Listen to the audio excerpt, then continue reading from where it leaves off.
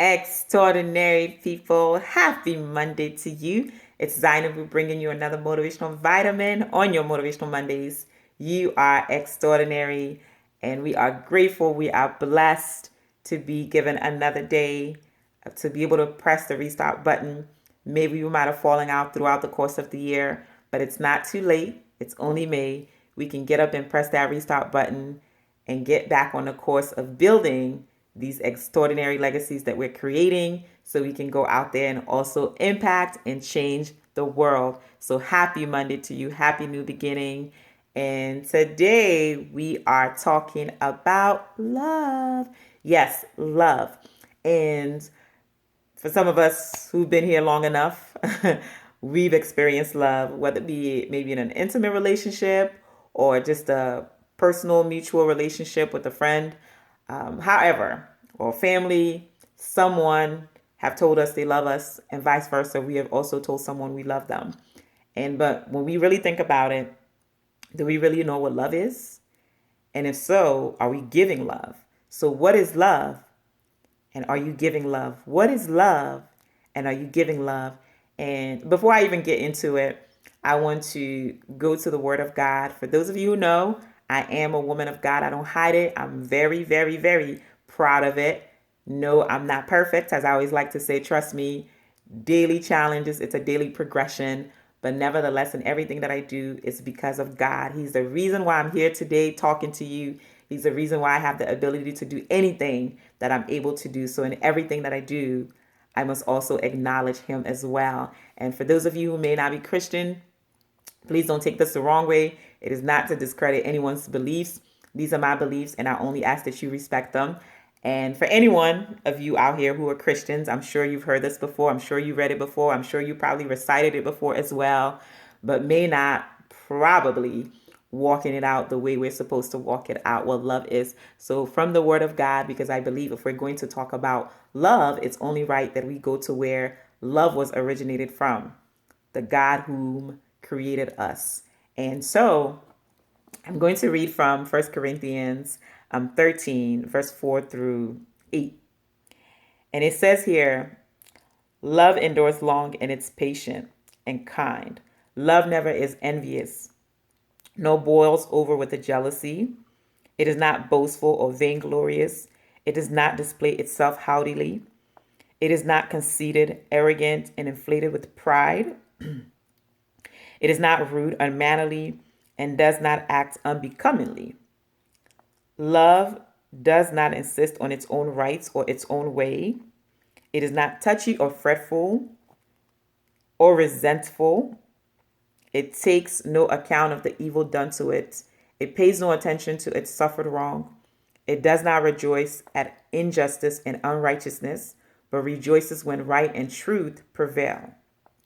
Love bears up under anything and everything that comes. It is ever ready to believe the best of every person. Its hopes are faithless under all circumstances, and it endures everything without weakening.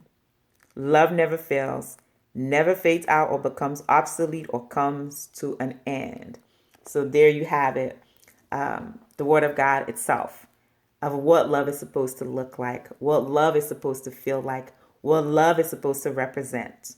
And in our society today, I believe that when we get into those positions where maybe even someone has hurt us, it can be this person whom we once said maybe we love, or vice versa, the people who say they love us, maybe we offend them, we hurt them in some form. Their first reaction is usually, our first reaction is usually maybe revenge. What can I do to get them back? What can I do to make them feel the hurt they've made me to feel? We're not thinking, oh, love isn't resentful. Love doesn't keep wrong. Love endures in everything and anything. We're not thinking about that because we truly don't know what love is. But if we know what love is and live in it and walk in it out, we will be more patient with people. But sometimes we're so easy to become angry at people, being resentful towards them, keeping grudges because they've hurt us. They've destroyed us some way inside internally. and scarred us, sometimes even for the sake of love. But love is not supposed to do any of those things. That's the opposite end of love. And so when we're doing so, or even the next time we want to tell someone we love them, if it's a family member, and I'm not saying, yes, we ought to be a doormat to people and just let them do whatever they want to do to us and we go back loving them. And I don't believe that's what this is saying at all. But just being mindful, daily walking in that aspect. If someone loved me, am I going to forgive them? I don't necessarily have to possibly even communicate with them, but am I going to be resentful? Am I going to hold on to this wrong that they've done me for the rest of my life and then taking it to the grave? We have to let it go. We have to forgive for the sake of love. And I believe because we don't really know what love is, if people knew what love is, there wouldn't be people such as Hitler. There wouldn't have been people such as Saddam Hussein. There wouldn't have been people such as Bin Laden, or the terrorists of the world. That's because they're not operating from a loving heart. But because of love, there are people like Mother Teresa, Martin Luther King, Mandela. Because of love, those are the people who are operating from love. They're not keeping wrongs. They're not keeping the injustice that people have done to them. But instead, they prevail even in that truth. And that's what love is supposed to look like. So today we ought to have a reflection of our own selves as well. Look ourselves in the mirror. Am I walking in love? Maybe someone might be hurting you right now. Someone might have done something to you right now. Are you still walking in love? Are you forgiving them? Are you going to hold on to that thing they've done to you? But instead, let's turn to love. Let's not turn to hate. Let's not turn to resentment.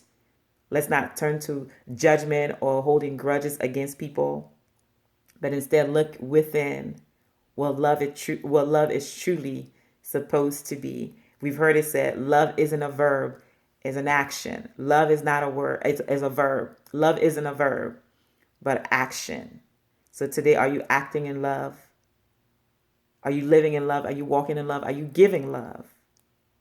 And if not, what are you going to do to make sure you live what love is supposed to look like in our lives? As always, I hope this is helpful to you. And also, we have an amazing, amazing, amazing event coming up on June 30th. You see in the details on here as I've been posting the flyers. I'm so, so excited. I hope you are saving the date to be with us for the Extraordinary Men and Women Gathering taking place June 30th.